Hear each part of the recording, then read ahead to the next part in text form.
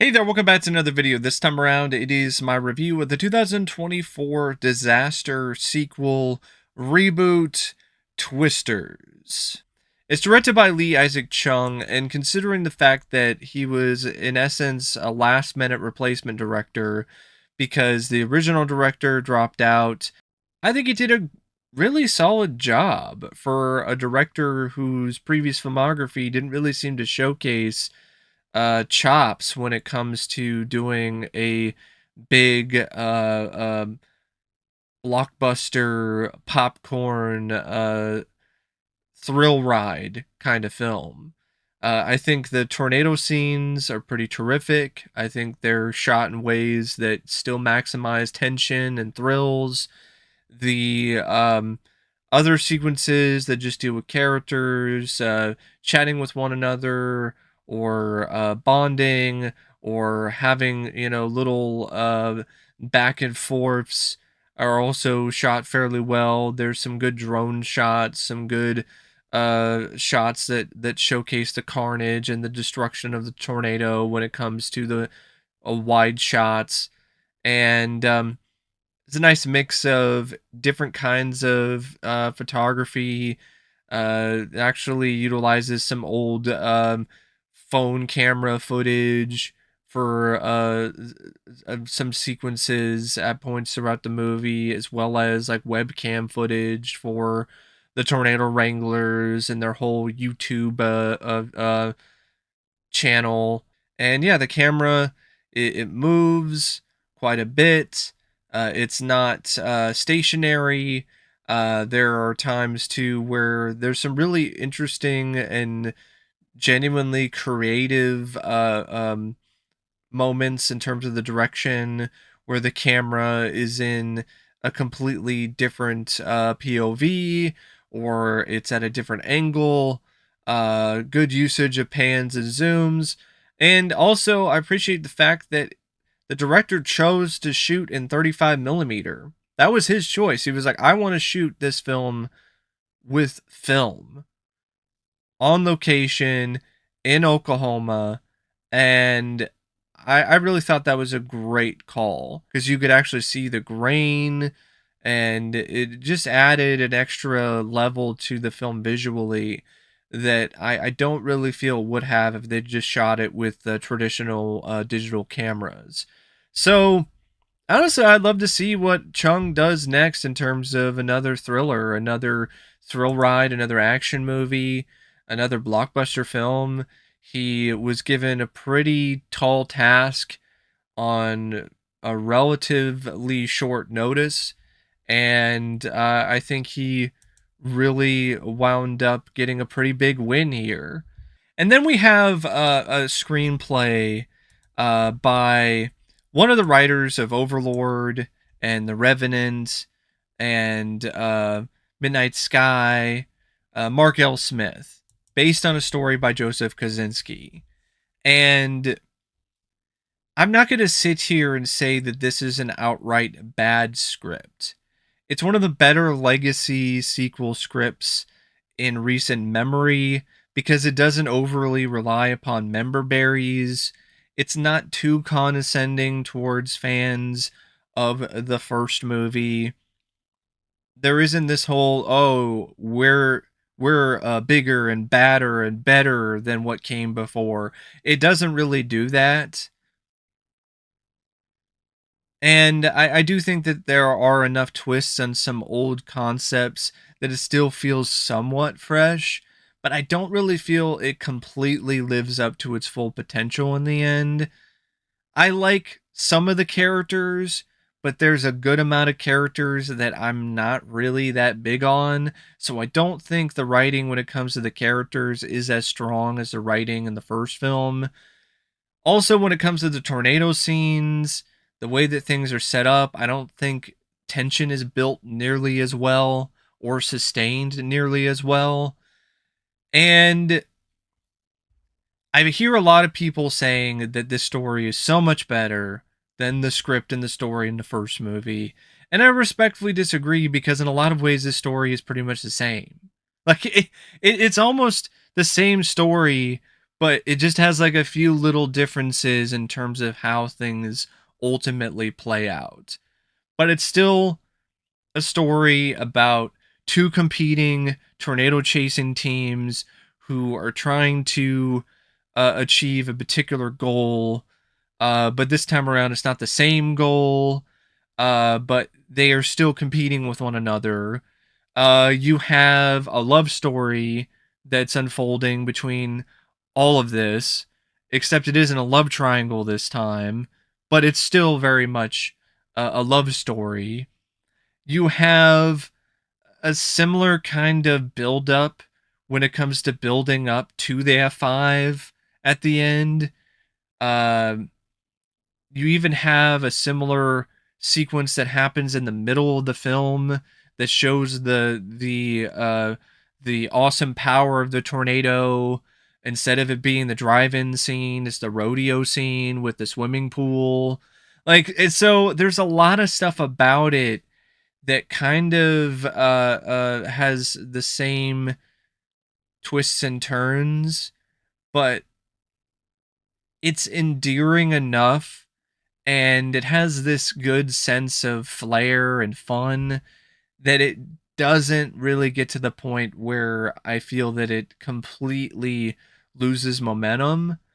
But I have to be honest, there are moments in this where I get deja vu and I'm like, this reminds me of just another scene that I saw in Twister and something that I personally feel was done better in that movie. Like even some of the backstory for some of these characters. For instance, Kate. Her backstory is pretty much identical to the backstory of Joe when it comes to her being traumatized by a tornado. But instead of it being her as a kid and her having her mom and dad getting carried away by the tornado, it's her group of friends and fellow storm chasers who get carried away by the tornado, including her lover, her boyfriend. But it's the same thing. They both have lost something very near and dear to them due to the tornado. And because of that, there is trauma associated with that they have to face and ultimately ride out by the end of the film. There's a similar thing with the two different groups of tornado chasers. One is very technical and very, by the book, and they're not necessarily really the most trustworthy people. And then the other is the more rough and tumble barn burner, adrenaline junkie type. Uh like Joe's team in Twister. And there's a love story that's thrown in there between the girl who has a love for the weather and is born to be a storm chaser, a tornado chaser, but instead of it being this whole thing where someone like Bill is out of the game and then gets brought back into it, it's the Joe character. She's out of the game because of the trauma that she experienced when she was younger. And there's an added extra thing where she had this idea that could potentially stop a tornado completely in its tracks and make it totally dissipate with this polymer and this powder and this formula that she had, and that's why she was there with her friends, and they were trying to do this experiment and record it so she could get a grant for college. And that's how you get this character from her past and Javi who comes in and sees her at New York, and tells her about this whole business operation that he set up. And he talks about how, through this technology that they got from the military, they can map the tornadoes better than anybody has ever done before. And he needs her help. And she reluctantly agrees to go with him. Of course, you have the typical sort of stuff where her first time out doesn't really go that well, but then she gets a little more comfortable and gets better at, chasing the tornadoes and figuring out where they're going to land next. And then you have this stuff involving the team that Javi is a part of that seems like there's something shady going on. And we even have Javi's business partner who is literally this character, played by David Corenswet. Scott is literally just a clone of Cary Elwes's character in Twister. Right down to wearing the same ball cap and the same sunglasses and having the same demeanor. But nowhere near as satisfying above comeuppance. All he does get is he gets mud in his eye. Great. That's the best comeuppance you have for this guy, is he just gets mud in his eye? Wow. That's really weak.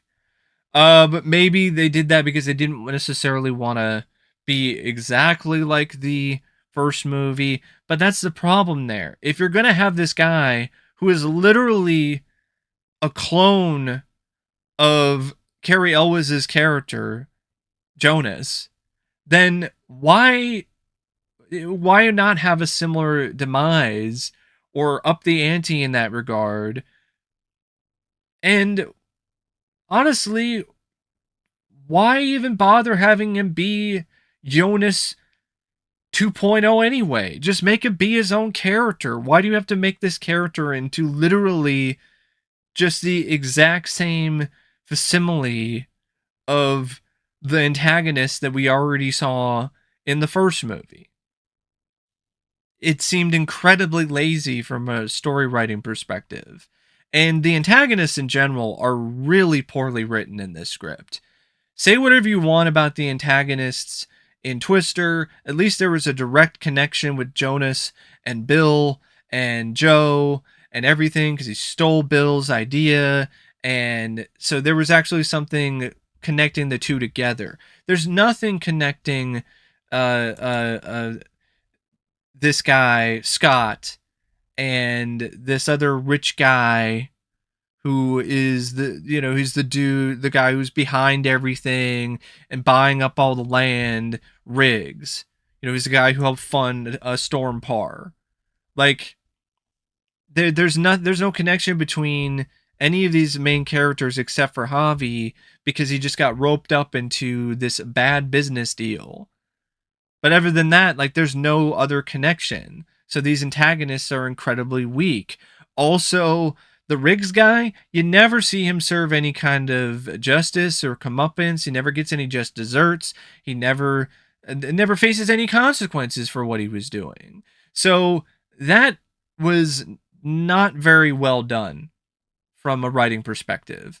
Another thing that I don't feel was well done at all is how it dealt with Dorothy, and also how it just dealt with the first film. It clearly wanted to be a remake, but it didn't want to go completely that route because it was afraid it would alienate the fan base of the first film. So instead, it has like a little few moments, so just some small little callbacks here and there that the fans could, be like, hey, that line sounded familiar, or hey, she's wearing the same outfit as Helen Hunt, or hey, there's Dorothy. But the problem with the way that Dorothy's included in this, it honestly is very, very lame. So Dorothy is shown in the prologue, and somehow this group of college kids got access to a Dorothy. Don't know how. It's never explained, but they have a Dorothy.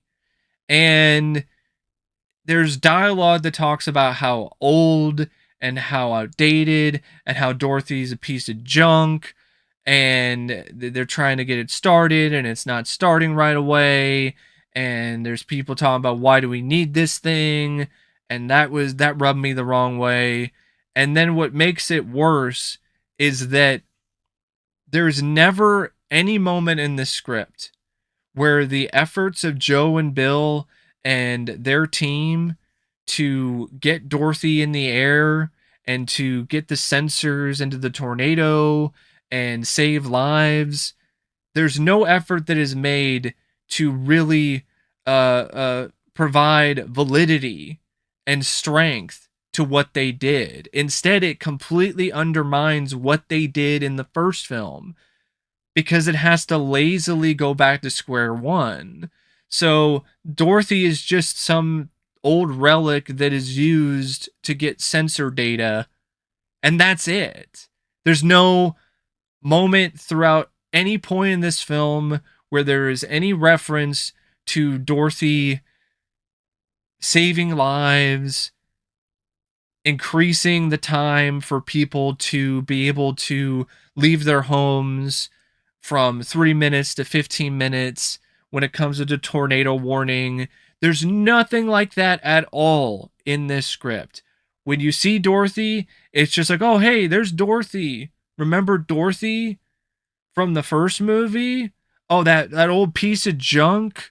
Oh, that all it does is collect sensor data and didn't do anything else.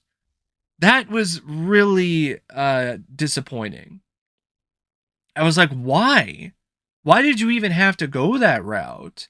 Like, why do you have to just scale things back to square one when it comes to tornado data and everything, just so Kate and her efforts in this are so much more important? It's like that was completely and totally unneeded and unnecessary.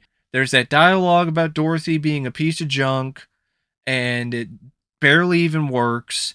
There's nothing that's ever referenced about it really doing anything to help save lives or help the tornado warning system be more effective. Instead, there's a lot of dialogue about the urgency of Kate's work because there's more tornadoes now than ever before, and there's more loss of life, and we really need to do something about this. And I'm like, what the Dorothy and the sensors in the first movie didn't do anything? And there's other stuff like you get the fire tornado, like when in the advertisements and it's on the posters, where the tornado goes through a gas, uh, uh, it's not a gas station, but it's like a gas refinery. It goes through a oil refinery, whatever it is, and it's on fire. It's on fire for like 30 seconds, and then it just goes out. So the film does absolutely nothing with the fire tornado concept. So I thought it was going to be really wild and crazy with that, and it doesn't go there. It's just like, oh, the tornado went through the oil refinery and is on fire for 30 seconds, and then it's no longer on fire anymore. And you're like, okay, that was a waste. But despite stuff like that, and despite the moments where I'm like, this just feels like we're rehashing Twister. I mean, even the ending with uh your hero having to take a truck and drive it into a tornado to complete some kind of scientific experiment.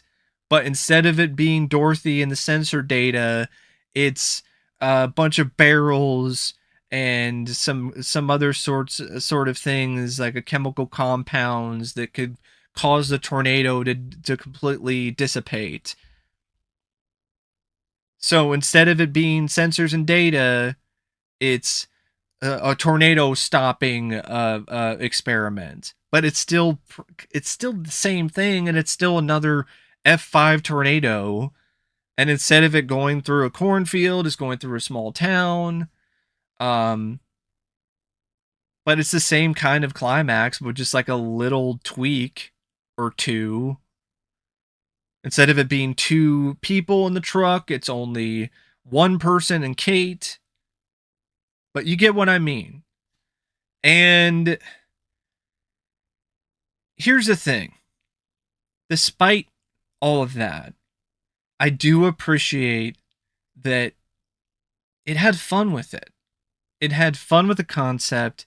It had some fun with the characters, even though outside of the head tornado wrangler Tyler Owens, I really didn't get into the rest of the tornado chasers that much.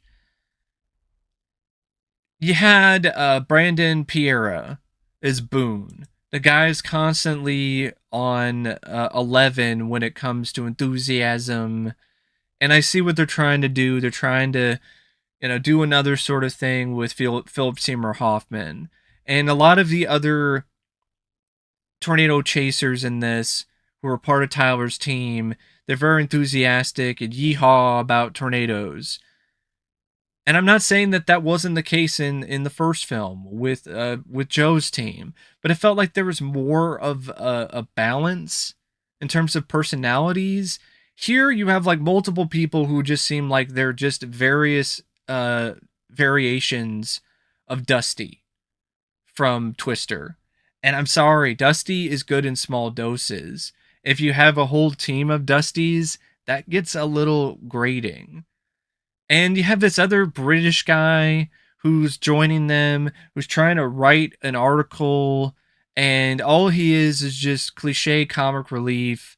Oh, he's supposed to be funny because he's British, and he's like he's throwing up and getting scared when it comes to the being stuck in a tornado. Like he barely has any connection to anything except just really weak comic relief. And oh, he wrote an article. That's it. Like it's not like he was that endearing of a character. It's not like he was that funny. It's not like he really did anything in the end other than write an article. Say whatever you want about Melissa and Twister. There was actually a reason for her to be there other than, oh, well, this guy's just going to tag along and write an article and be there for some comic relief.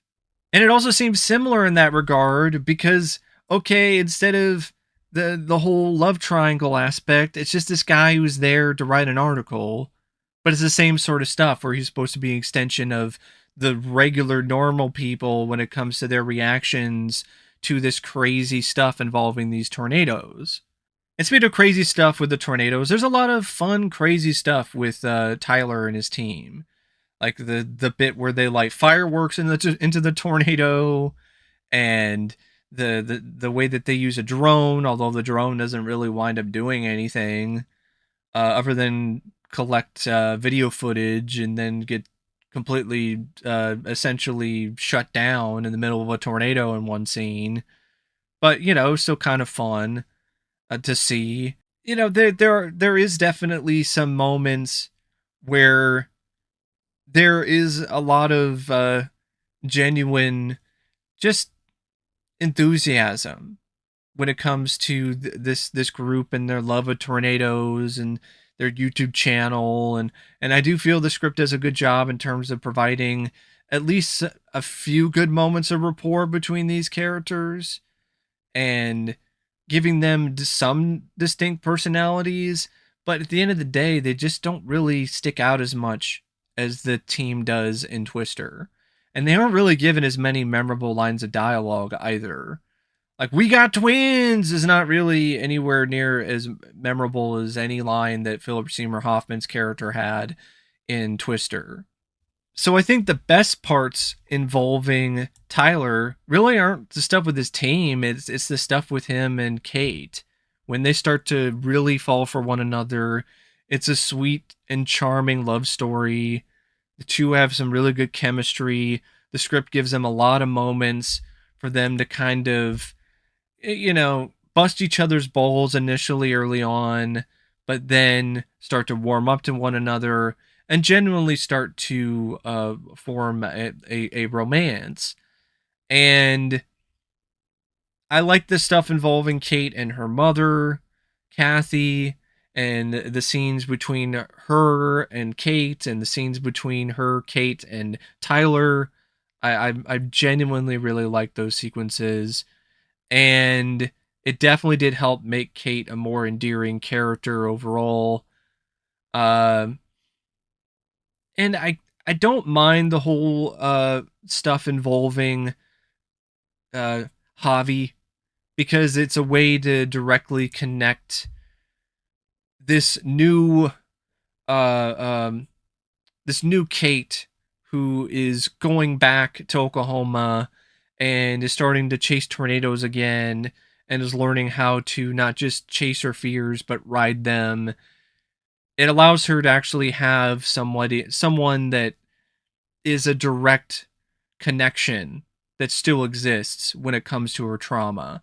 So it's something that she can get over through him, and also he can also get over his trauma by, finding a way to ride his fears as well. And I like the fact that there's a moment where there's some tension between the two, but it doesn't turn into anything that really lasts that long. They don't stretch that out too long. They make things up. They're still friends by the end. I really appreciated that. And I liked how Javi, he did stand by some convictions by the end of the film and did the right thing. And instead of going to collect more data from the F5 for this company that is doing all of this stuff for the wrong reasons, he decided to go and leave and try to help people in El Reno. I like that. And so I feel that that is definitely an aspect when it comes to characterization that works. I like the arc that Kate has as well. I like that she's able to overcome her trauma, but also able to successfully showcase that her research was actually worth something and it wasn't all for naught. I definitely did appreciate that as well. And all of that being said, it really does suck though that you don't have a really strong antagonist. I'm sorry, the tornado itself isn't a strong enough antagonist for me. And like I said, there is no satisfying comeuppance for the people who were trying to take advantage of the victims of these tornadoes. So that is definitely something that is a pretty big letdown. It feels like the screenwriter forgot to do that or didn't really think that it was that vital or that important. The script, in my opinion, also is not as adept and as strong when it comes to building tension with these tornadoes compared to the first film.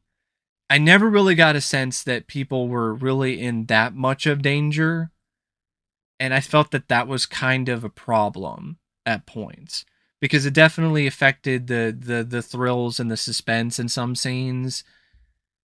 And there are people who get sucked up by the tornado, but they're all faceless people who you barely know and don't really have any real connection with any of the characters. You get some tornado skeptics who gets sucked up by the tornado, and one guy who was a total jerk off to the hotel clerk in one scene.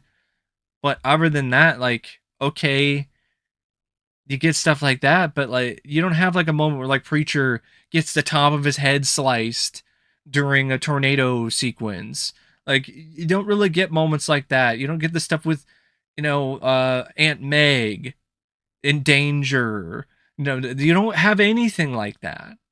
So I think that's definitely something that hurt the script and the story overall because you never really had this sense of consistent tension. There's some interesting ideas like the insurance company, the landowner guy taking advantage of the victims, but they don't really finish that.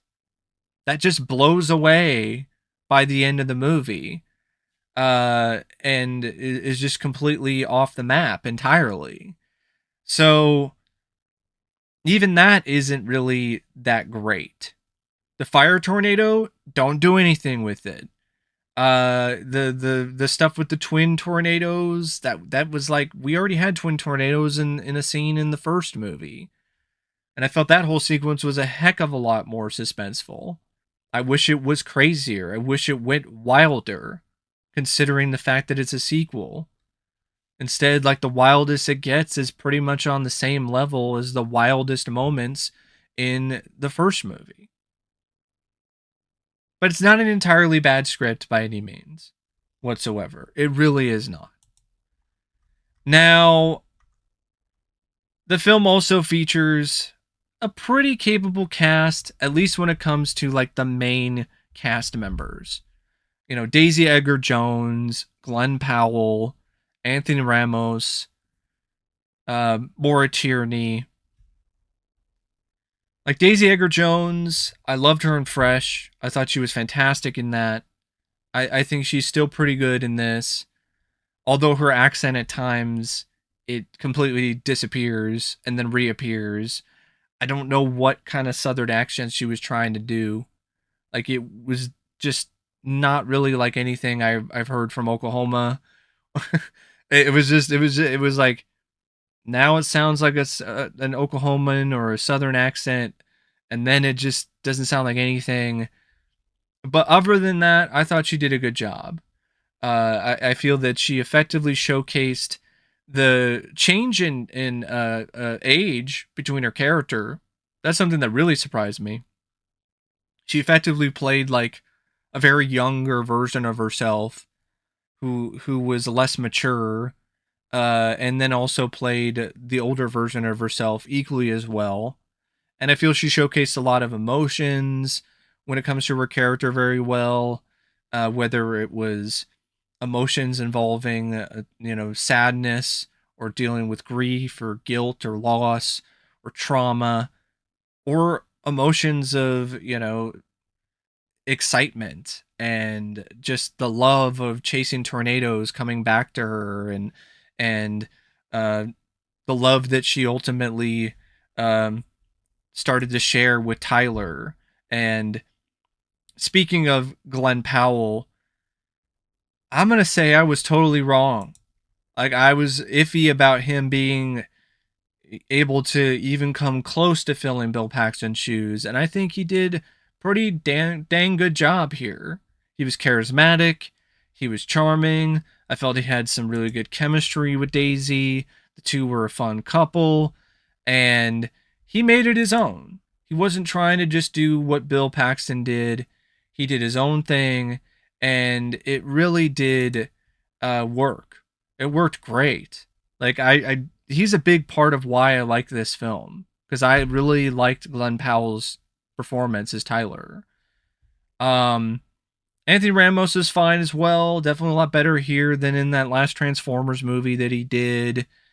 Um, Brandon Perea, I don't know. A lot of people like this performance. I found him to be pretty annoying, to be honest. A lot of just woohoo, yeehaw, woo, woo. Like it was just a little too much for me, and he didn't really have any lines that made me laugh like Philip Seymour Hoffman did in Twister. So I just thought he was just loud and obnoxious.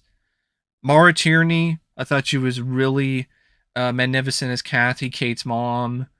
Um, Harry Haddon Patton as the London journalist didn't really do much for me. Same thing goes for Sasha Lane as the drone operator.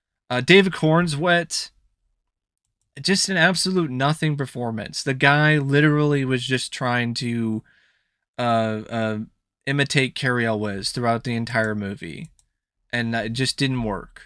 Didn't work at all. Like incredibly bland, and there's nothing to his performance at all. Like I really hope that he does a way better job as Superman than whatever he was doing here. And Katy O'Brien, who I really like in Love Lies Bleeding, given a nothing role, is just a mechanic and just a random member of Tyler's crew who just says like maybe a few lines of dialogue and doesn't really do that much overall. And the cinematography by Dan Mindel, I thought it was kind of meh at times.